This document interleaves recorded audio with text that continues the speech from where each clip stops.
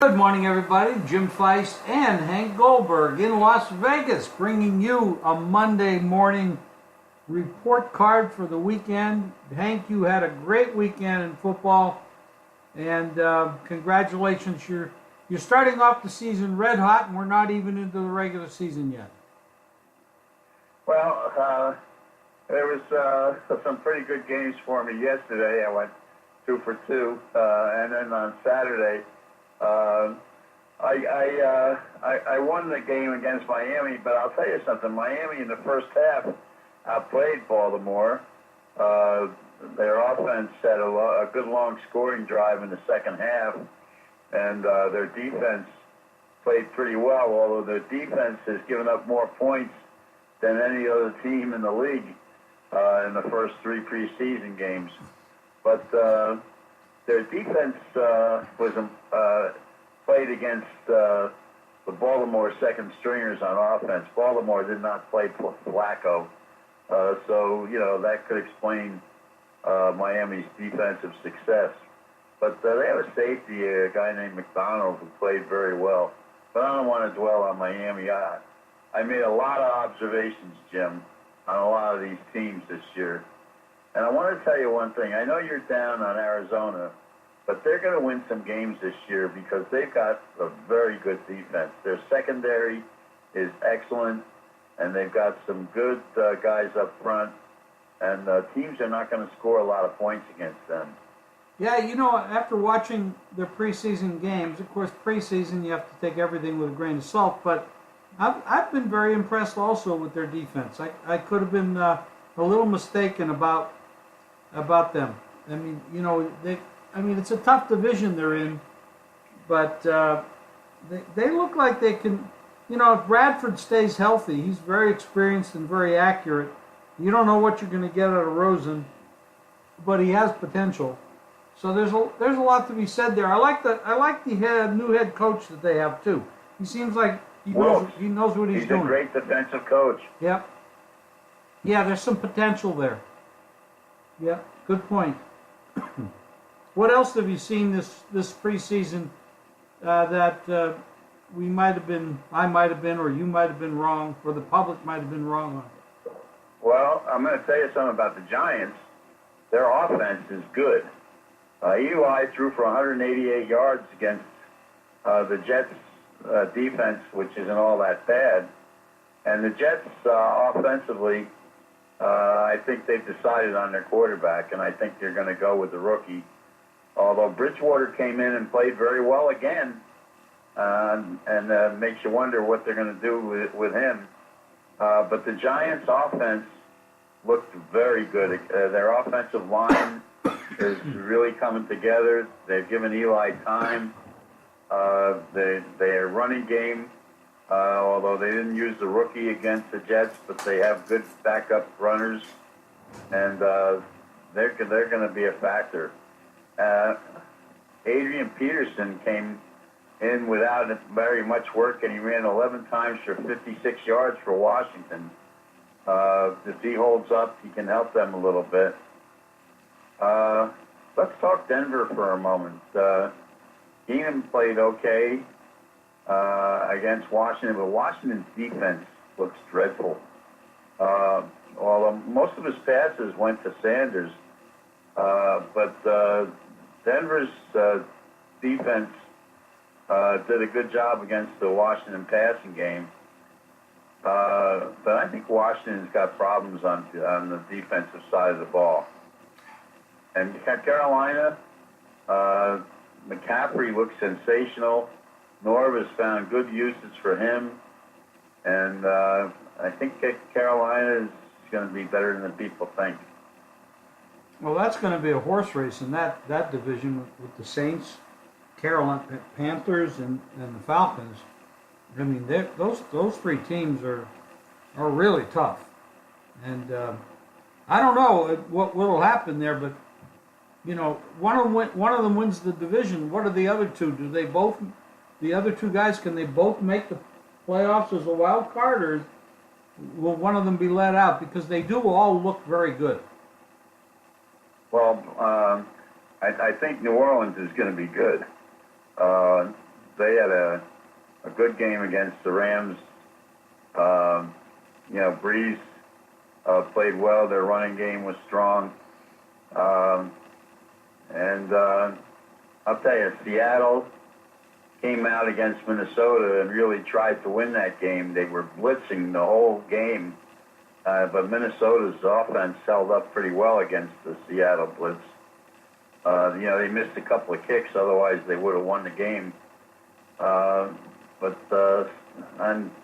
I'm not crazy about Seattle right now, and I think Buffalo's in real trouble. Josh Allen is not ready to play. They were getting rushed this weekend, and he couldn't hold up against the pass rush, and he was rushing his throws, and they're going to have a tough time. Oakland better hope their quarterback holds up because they've got nothing behind him. Oakland might be looking to deal to get a backup quarterback. But they're pretty decent on defense. Indianapolis, Luck looked okay in their game.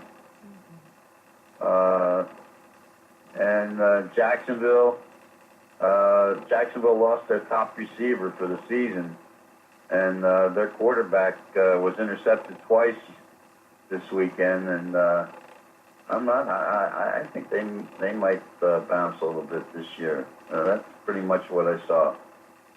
Well, Jacksonville had a little bit of a sleigh ride last year because two of the teams in their division basically had no effective quarterbacking, that being the Texans and the Colts. So they made it pretty far. I mean, they played well in the playoffs, but Bortles is very sketchy. I personally would love to see Jacksonville get Bridgewater. I think down there with Coughlin and the management, coaching they have there, that would be a tremendous upgrade. And Jacksonville has the potential to go all the way and make it to the Super Bowl because their defense is incredible. But I don't know how far Bortles can take them. I would guess not very far. But so far this week, one game has had really big line movement. Kansas City is taking a lot of money in that game going against Green Bay. Andy Reid has never really been a guy that likes to win preseason games, but it looks like with this Mahomes at quarterback, and they have some weapons on offense, and they seem to be trying to use them, and Green Bay is not going to come to play. That's probably why that line movement's so aggressive so far this week. Well, Mahomes has looked great. They're going to score a lot of points. But their defense is full of holes right now. But offensively, they're going to have to score points. But I saw the NFL Network, and they were trying to project who the top offenses were going to be this year, and nobody mentioned Kansas City, but they're going to be among the top offenses in the league. This quarterback can throw the ball, and he can find receivers open downfield, and he's got a lot of options with the short passing game and the deep passing game, and they're going to be tough to defend. I agree with that. Their offense looks major league. It's going to come down to the question of defense. But we got one more week of preseason. They all play on Thursday, August 30th. And then we wait for the following week for Thursday night when the season opens. College football opened up this past weekend. I had a winner with Wyoming.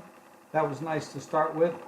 Hawaii, I'll tell you something. Hawaii was a big surprise, and they went into Colorado State and won. But Colorado State, I think, got caught looking ahead because they've got some tough games with Arkansas and some big games. They got Arkansas and Colorado ahead, and I think they just went to sleep. And Hawaii came in there and were handing up for over 40 points. I made a joke about Hawaii, with Sarah Lee being the name on their practice field, but they were far from a cupcake in their opening game.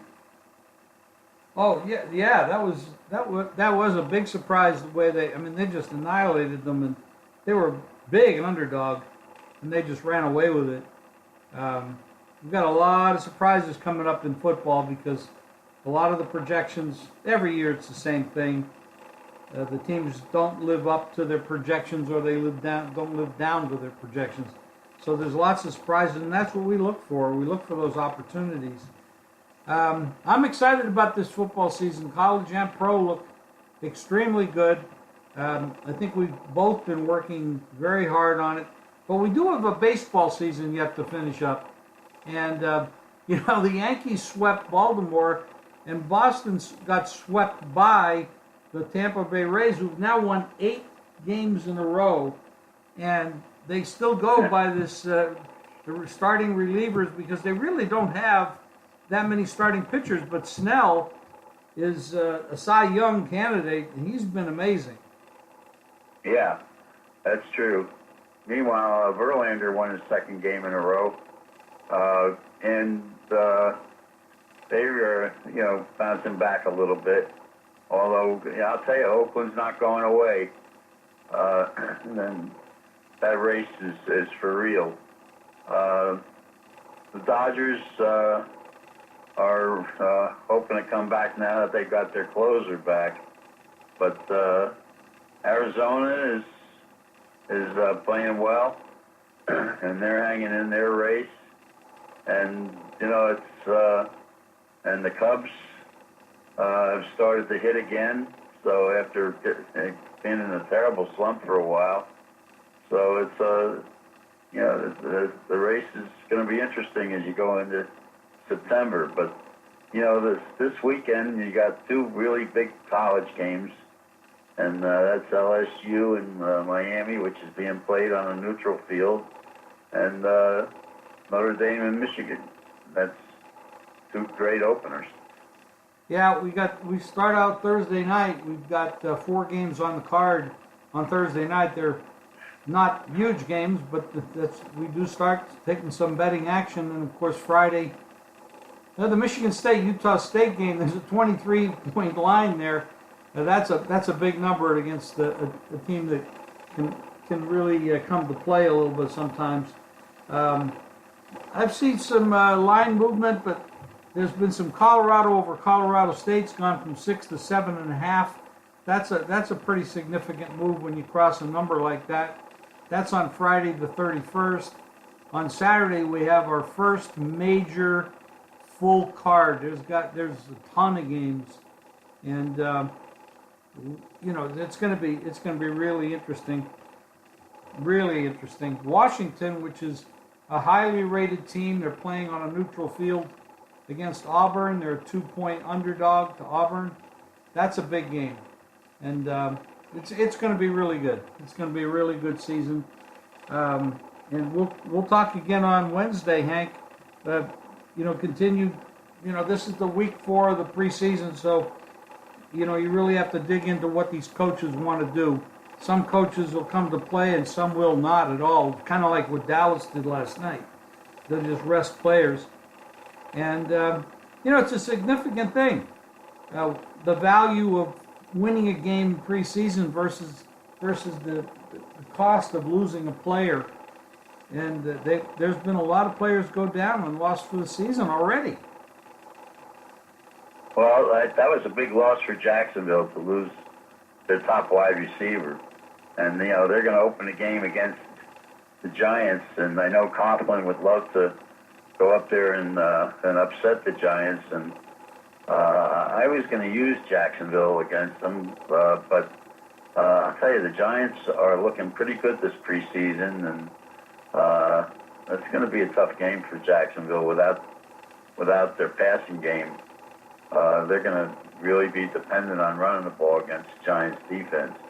The Giants' defense right now is pretty good up front, with Snacks and those other guys. They're gonna be a tough team to run against.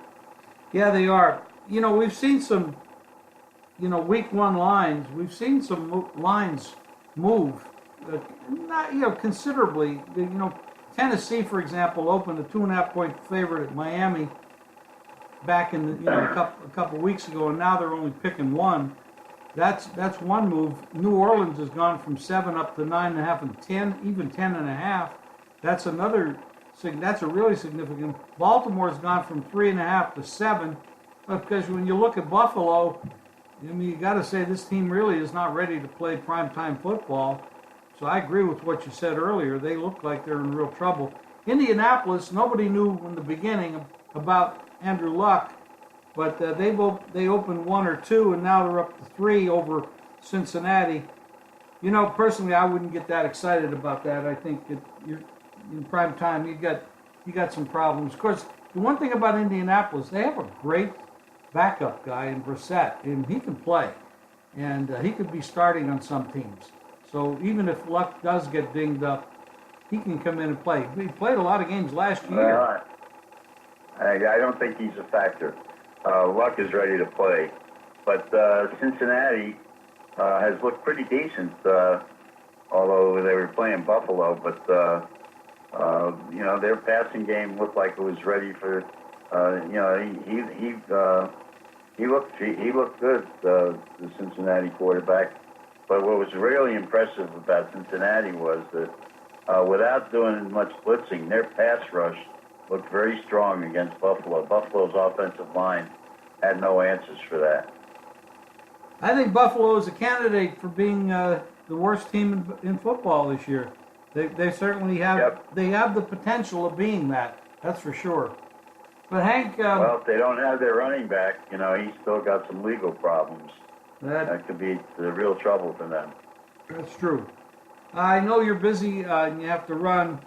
Hank's plays are up at JimFeist.com as well as mine. And remember this, that Hank was absolutely the hottest handicapper in pro football last year. And he did great in every aspect of that. So make sure you check out Hank's plays, JimFeist.com. Hank, we'll talk again on Wednesday. All right, Jim. Have a good day. You too.